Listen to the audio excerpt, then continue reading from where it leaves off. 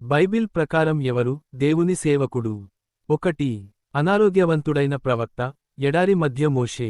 మంటలు కూడిన వేకుళ్ల చెట్టు ఎదురొచ్చినప్పుడు, మోషేలోకు భయం, అనిశ్చితి వచ్చెను.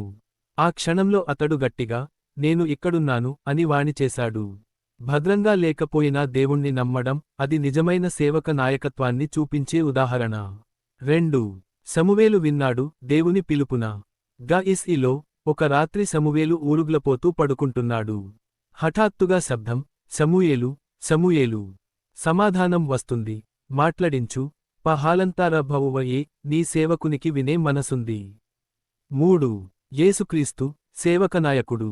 నేను గొప్పవాడిని అన్నదానికి కాకుండా, చేతులను మూసుకుని శిష్యుల పాదాలు శుభ్రం చేశారు. మానవపిల్లుడు సేవకుడిగా వచ్చాడు అని నేర్పుతూ, నిజమైన సేవను స్ఫూర్తిగా చూపించారు. 4. పౌలు, క్రీస్తు బంధువు. కారాగారంలో ఉంటూనే ముక్కు తిరుగని విశ్వాసంతో లేఖలు రాస్తున్నాడు, నేను క్రీస్తు యొక్క బంధు అన్న మాటలు అతని నిలకడ నమ్మకాన్ని నిరూపిస్తాయి. ప్రవేశించినప్పుడు సందేహం, కానీ ప్రతి తపనకు విశ్వాసం.